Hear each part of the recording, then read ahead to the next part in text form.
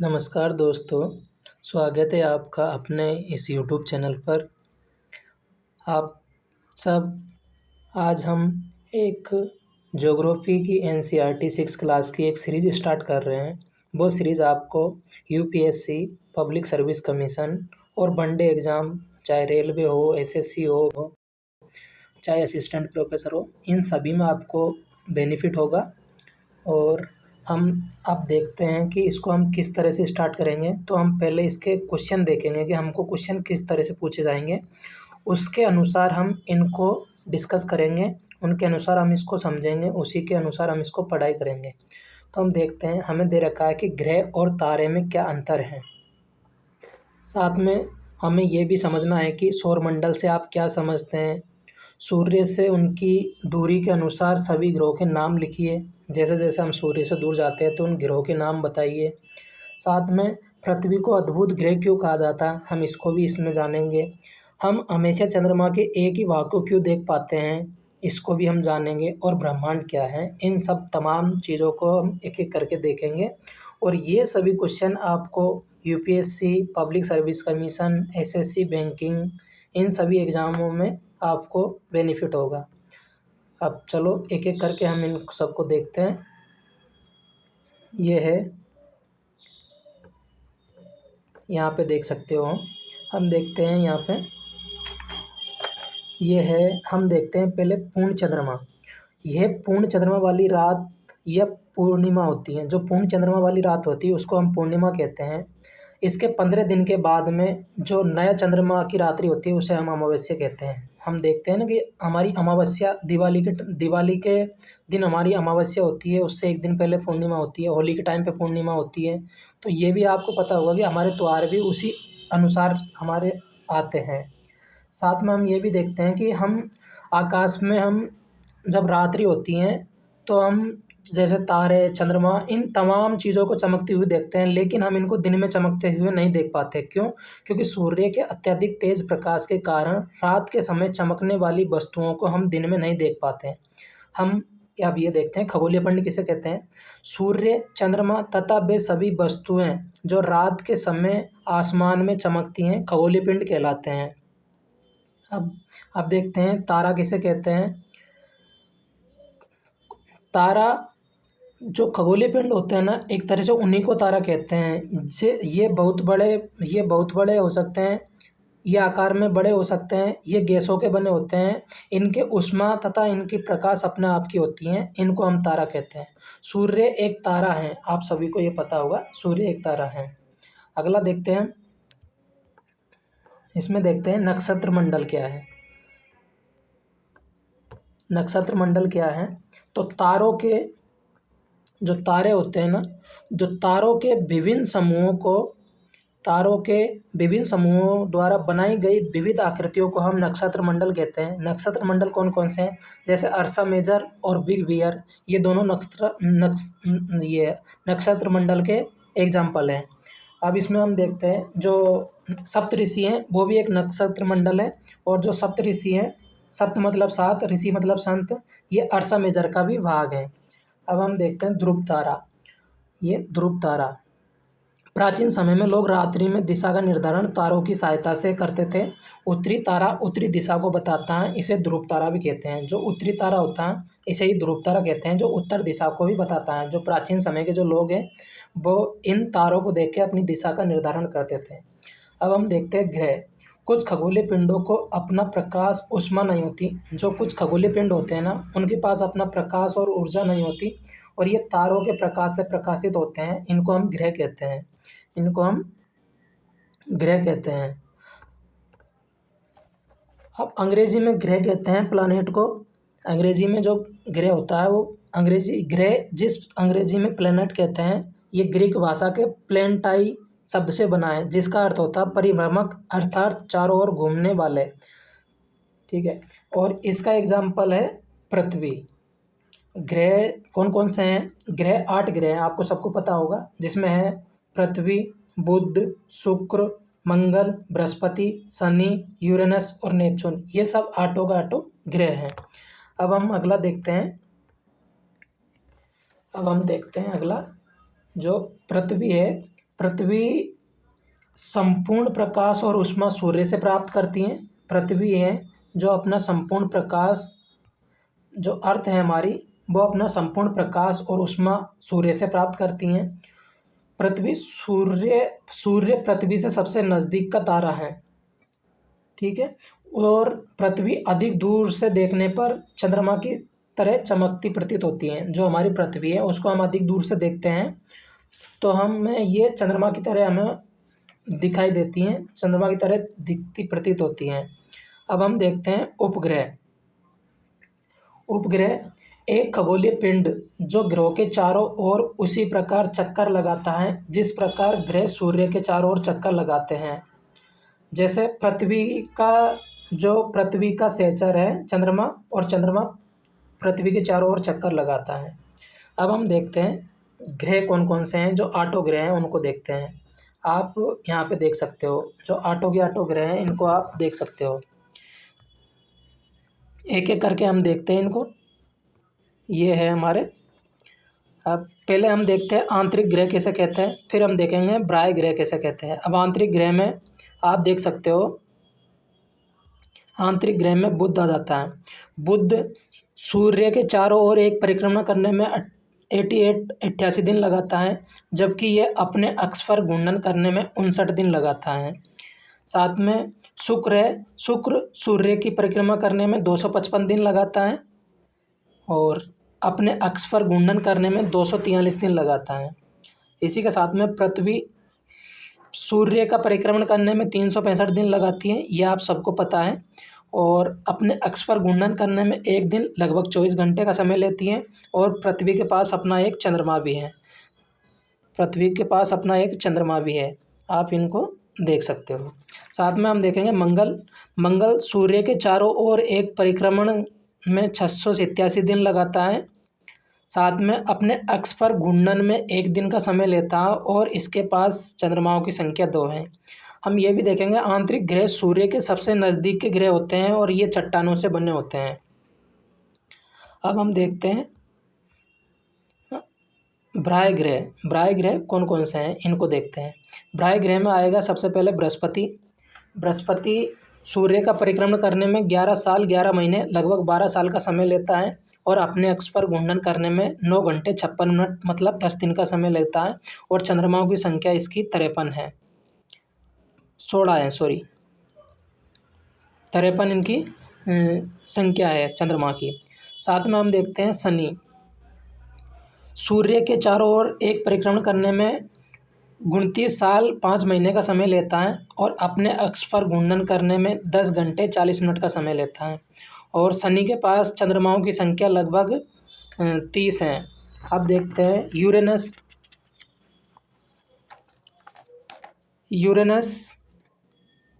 Uranus में है सूर्य के चारों ओर परिक्रमण करने में ये 84 साल का समय लेता है और अपने अक्ष पर घूर्णन करने में 17 घंटे 14 मिनट का समय लेता है और इसके पास चंद्रमाओं की संख्या लगभग 17 है। साथ में नेपच्यून देखेंगे। नेपच्यून सूर्य के चारों ओर एक परिक्रमण 164 साल में करता है और अपने अक्ष पर घूर्णन 16 घंटे 7 मिनट में करता है और चंद्रमाओं की संख्या 13 है। अब आपको यहाँ पे देख भी सकते हो आप, ये इनर प्लैनेट है और ये आउटर प्लैनेट है। अब हम आगे देखते हैं सौरमंडल। अब हम आगे हमारा देखते हैं सौरमंडल। ये सौरमंडल को देखते हैं, इसके अंतर्गत देखेंगे सौरमंडल। सौरमंडल सूर्य 8 ग्रह उपग्रह तथा कुछ अन्य खगोलीय पिंड जैसे क्षुद्र ग्रह एक एवं उल्का पिंड मिलकर सौरमंडल का निर्माण करते हैं। उसे हम सौर परिवार का नाम देते हैं जिसका मुखिया सूर्य होता है, यह आप सबको पता है। अब देखते हैं सूर्य के केंद्र में स्थित, सूर्य सौरमंडल के केंद्र में स्थित होता है। यह अत्यधिक बड़ा और अत्यधिक गर्म गैसों का बना होता है। सौरमंडल के लिए प्रकाश एवं ऊष्मा एकमात्र सूर्य हैं। जो सौरमंडल को जो प्रकाश और ऊष्मा मिलती है वो केवल सूर्य से मिलती हैं। ये पृथ्वी के सबसे नज़दीक का तारा होने के बावजूद बहुत दूर है। ये लगभग हमसे 15 किलोमीटर दूर है। अब देखते हैं ग्रह। सौरमंडल में 8 ग्रह हैं और सूर्य की दूरी के अनुसार हम इनको देख सकते हैं। बुध है, शुक्र है, पृथ्वी है, मंगल है, बृहस्पति है, शनि है, यूरेनस है और नेपच्यून आदि हैं। इनको देख सकते हो। और अंग्रेजी वर्णमाला में भी इनको याद करने का तरीका दिया गया है कि माई every effect mother just served us nuts. इनको भी देख सकते हो। अब हम देखते हैं दीर्घवृत्ताकार कक्षा किसे कहते हैं। सौरमंडल के सभी 8 ग्रह एक निश्चित पथ पर सूर्य का चक्कर लगाते हैं। ये रास्ते दीर्घवृत्ताकार में फैले होते हैं, ये कक्षा कहलाते हैं। जो दीर्घवृत्ताकार रास्ते रास्ते होते हैं ना, उन्हीं को हम कक्षा कहते हैं। शुक्र शुक्र पृथ्वी का जुड़वा ग्रह माना जाता है, ठीक है, क्योंकि आकार एवं आकृति पृथ्वी के समान है लगभग इसकी, इसलिए इसको हम जुड़वा ग्रह कहा जाता है। अब हम एक देखते हैं जो अंतर्राष्ट्रीय खगोलीय संगठन इंटरनेशनल एस्ट्रोनॉमिकल यूनियन की बैठक हुई थी अगस्त 2006 में। इसने जो 2 ग्रह थे जिनको बोना ग्रह की कैटेगरी में रखा था, एक तो प्लूटो, एक 2003 यूबी 313 को बोना ग्रह के अंतर्गत रखा गया है। अब हम देखते हैं पृथ्वी को देखते हैं। ये भी देखेंगे हम, इसको अद्भुत ग्रह क्यों कहते हैं ये सब जानेंगे। सूर्य से दूरी के हिसाब से ये तीसरा सबसे बड़ा ग्रह है। आकार में ये 5वां सबसे बड़ा ग्रह है। ध्रुवों के पास थोड़ी चपटी है जिसके कारण इसको जियोइड या भूआब का कहा जाता है। और भूआब का अर्थ होता है पृथ्वी के समान आकार की। साथ में जीवन के लिए अनुकूल परिस्थितियां पाई जाती हैं, इसलिए हम इसको अद्भुत ग्रह कहते हैं। ये न तो अधिक गर्म होती है और न ही अधिक ठंडी होती हैं। पृथ्वी पर पानी और वायु उपस्थित होता है जो जीवन के लिए अति आवश्यक है। वायु में ऑक्सीजन होती हैं और इसलिए इसको हम सौरमंडल का अद्भुत ग्रह कहते हैं। और जब हम पृथ्वी को अंतरिक्ष से देखते हैं तो ये नीले रंग की दिखाई देती हैं, क्योंकि इसके 2/3 भाग पर पानी से ढका होता है। 2/3 भाग पानी से ढका होता है, इसलिए हम इसे नीला ग्रह भी कहते हैं। अब अगला देखते हैं हम चंद्रमा के बारे में जानते हैं। चंद्रमा पृथ्वी का उपग्रह है। जो चंद्रमा है वो हमारी पृथ्वी का उपग्रह है। इसका व्यास पृथ्वी के व्यास का 1/4 है, 1/4 है। चंद्रमा बड़ा प्रतीत होता है क्योंकि पृथ्वी के सबसे नज़दीक है, इसलिए हमें ये बड़ा प्रतीत होता है। जबकि ये 3,84,400 किलोमीटर दूर है हमसे, तब भी हमें बड़ा प्रतीत होता है। पृथ्वी का एक चक्कर लगाने में लगभग ये 27 दिन का समय लेता है। पृथ्वी का एक चक्कर लगाने में ये लगभग 27 दिन का समय लेता है, आप देख सकते हो। साथ में ये अपने अक्ष पर घूमने में भी लगभग 27 दिन का ही समय लेता है एक चक्कर पूरा करने में।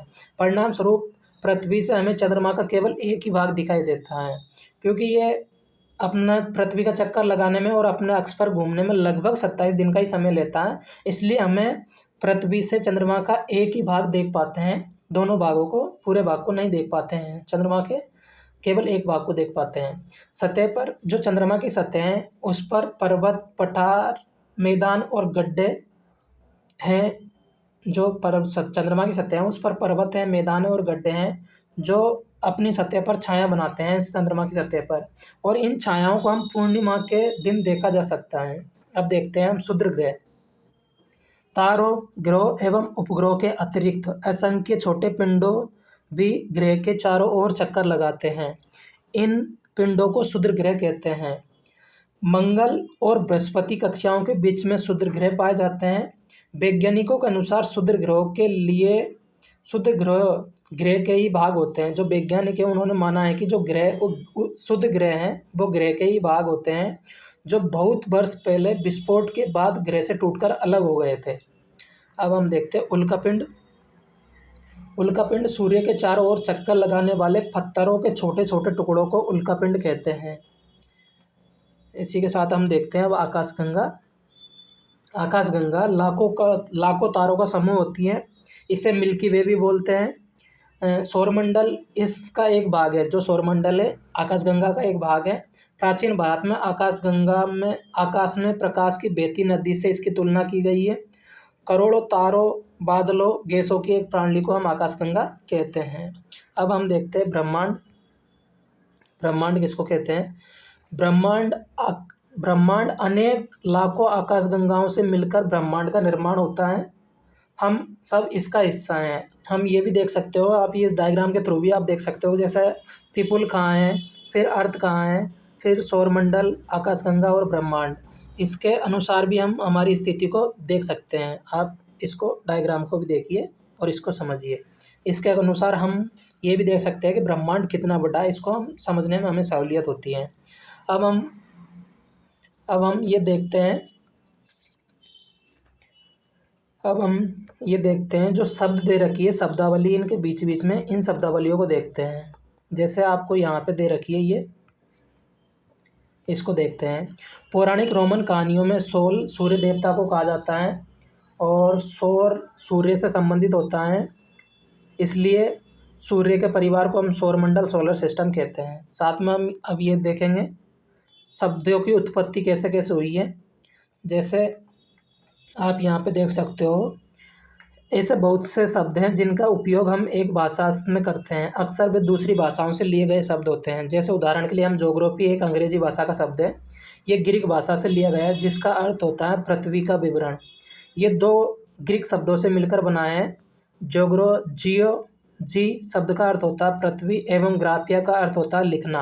आइए अब इन शब्दों से कुछ और शब्दों को देखते हैं, कौन कौन से शब्द हम बनाए जा सकते हैं। जैसे यहाँ पे आप देख सकते हो, जो जियो का अर्थ होता है पृथ्वी। अब इसको देखते हैं लॉजी। लॉजी का मतलब होता है पृथ्वी का अध्ययन। मेट्री, जियोमेट्री का मतलब होता है पृथ्वी का मापन। और जियोइड, पृथ्वी के आकार के अनुरूप। तो हम इस तरह से हम नए और भी शब्द बना सकते हैं। साथ में ये भी देखते हैं, जो आसमान में रात में आसमान को देखकर मनुष्य हमेशा से मोहित रहा है। खगोलीय पिंडों एवं उनकी गति के संबंध में अध्ययन करने वालों को खगोल शास्त्री कहते हैं। खगोल शास्त्री हम किसको कहते हैं? जो खगोलीय पिंडों एवं उनकी गति का अध्ययन करते हैं, संबंध में गति का अध्ययन करते हैं, उनको खगोल शास्त्री कहते हैं। और आर्यभट्ट प्राचीन भारत के प्रसिद्ध खगोल शास्त्री थे और ये अभी भी ग्रह तथा चंद्रमा में परिवर्तित सूर्य प्रकाश के कारण चमकते हैं। आज विश्व के सभी भागों में खगोलीय पिंड ब्रह्मांड के रहस्यों को खोजने में लगे हुए हैं। जो खगोल शास्त्री है, खगोलविद है, वो आज भी हमारे ब्रह्मांड में जो भी परिस्थितियाँ बन रही हैं उनको समझने की कोशिश कर रहे हैं। अब हम ये भी देखेंगे, जो प्रकाश की गति है लगभग 3 लाख किलोमीटर प्रति सेकंड में मापी जाती हैं। इस गति के बावजूद भी सूर्य के प्रकाश को पृथ्वी तक पहुंचने में लगभग 8 मिनट का समय लगता है दोस्तों। अब आगे हम इसको भी देखते हैं, उपग्रह। वैसे हमने पहले डिस्कस कर लिया, पर एक बार। उपग्रह एक खगोलीय पिंड है जो ग्रहों के चारों ओर उसी प्रकार चक्कर लगाते हैं जिस प्रकार ग्रह सूर्य के चारों ओर चक्कर लगाते हैं। मानव निर्मित एक कृत्रिम पिंड है। ये वैज्ञानिकों के द्वारा बनाया गया है, जिसका उपयोग ब्रह्मांड के बारे में जानकारी एवं पृथ्वी पर संचार माध्यम के लिए किया जाता है। इसे रॉकेट के द्वारा अंतरिक्ष में भेजा जाता है, पृथ्वी की कक्षाओं में स्थापित कर दिया जाता है। अंतरिक्ष में उपस्थित कुछ भारतीय उपग्रह हैं, जैसे इनसैट, IRS और एडुसेट, ये सब हैं। और यहाँ पे ये आप शुद्ध ग्रह को देख सकते हो। अब हम देखते हैं क्वेश्चन हमारे कौन कौन से क्वेश्चन थे, इनको हम एक एक करके देखेंगे। जैसे हमारे थे ग्रह और तारे में क्या अंतर है, तो सबसे पहले हम देखेंगे ग्रह। तो ग्रह को देखने के लिए हमें चाहिए, ग्रह किसे कहते हैं? तो ग्रह कुछ खगोलीय पिंडों को अपना प्रकाश एवं ऊष्मा नहीं होती और तारों के प्रकाश से प्रकाशित होते हैं, उनको हम ग्रह कहते हैं। ग्रह के पास अपना ना तो ऊष्मा होती है ना ही प्रकाश होती है और ये तारों के प्रकाश से प्रकाशित होते हैं। अब हम तारा देखते हैं। खगोलीय कुछ बड़े आकार के और गर्म होते हैं, खगोलीय पिंड और गैसों के बने होते हैं और अपनी ऊष्मा और प्रकाश होता है, इनको हम तारे कहते हैं। जैसे सूर्य भी एक तारा है। सौरमंडल से आप क्या समझते हैं? सौरमंडल से आप क्या समझते हैं? तो सौरमंडल सूर्य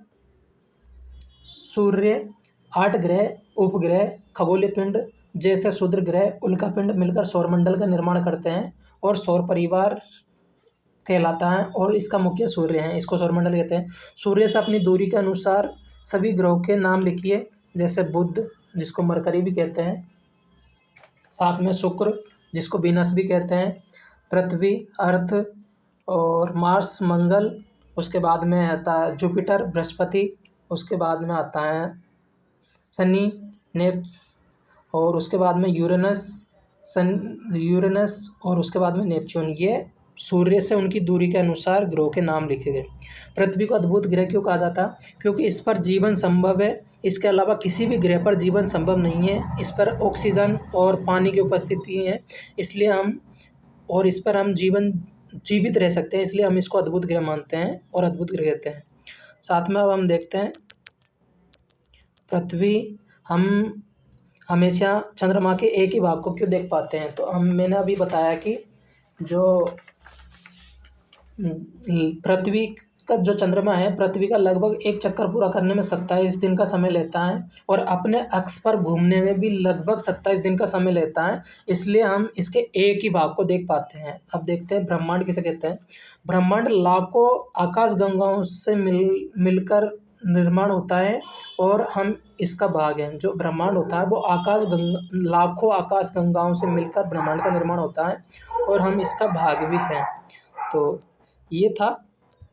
इसका आगे हम क्वेश्चन देखते हैं कौन कौन से हैं, इनको भी एक एक करके देखते हैं। ठीक है, अब यह है किस ग्रह को पृथ्वी के जुड़वा ग्रह कहते हैं। तो आप सबको पता है कि शुक्र ग्रह को पृथ्वी का जुड़वा ग्रह कहते हैं। सूर्य से तीसरा सबसे नज़दीक ग्रह कौन सा है? तो ये पृथ्वी है, आप इसको देख सकते हो। उसी के साथ हम इनको भी देखते हैं। सूर्य ग्रह सभी ग्रह सूर्य के चारों ओर किस प्रकार के पथ पर चक्कर लगाते हैं? तो दीर्घवृत्ताकार पथ पर चक्कर लगाते हैं, जिसे कक्षा कहते हैं। ध्रुव तारे से किस दिशा का पता लगता है? उत्तर दिशा का पता लगता है। क्षुद्र ग्रह किन कक्षाओं के बीच पाए जाते हैं? तो आपको पता है मार्स और जुपिटर के बीच, मंगल और बृहस्पति के बीच पाए जाते हैं। साथ में इनको भी देख सकते हो। तारों की एक बहुत बड़ी प्रणाली होती है, उसको हम खगोल पिंड कहते हैं। पृथ्वी के सबसे करीब होता है, सूर्य से तीसरा सबसे नज़दीक ग्रह है पृथ्वी, और ग्रहों के पास अपनी ऊष्मा और प्रकाश नहीं होती। जो ग्रह होते हैं उनके पास अपनी ऊष्मा और प्रकाश नहीं होती। तो ये सब था। तो ये था दोस्तों। मैं उम्मीद करता हूँ कि आप सब इसका लाभ उठाएंगे और अपने दोस्तों के साथ शेयर और सब्सक्राइब करेंगे। और ये सभी एग्ज़ामों में, ये नहीं है कि ये केवल यूपीएससी में काम आएगा या फिर केवल पीसीएस में काम आएगा, केवल वनडे एग्ज़ाम में नहीं, ये सभी एग्ज़ामों में काम आएगा। उसी के अनुसार हम इन वीडियो को बना रहे हैं, इन वीडियो पर पढ़ा रहे हैं। तो आप सबसे मैं उम्मीद करता हूँ आप सब इसका लाभ उठाएंगे और अपने दोस्तों के साथ शेयर और सब्सक्राइब करेंगे। जय हिंद दोस्तों।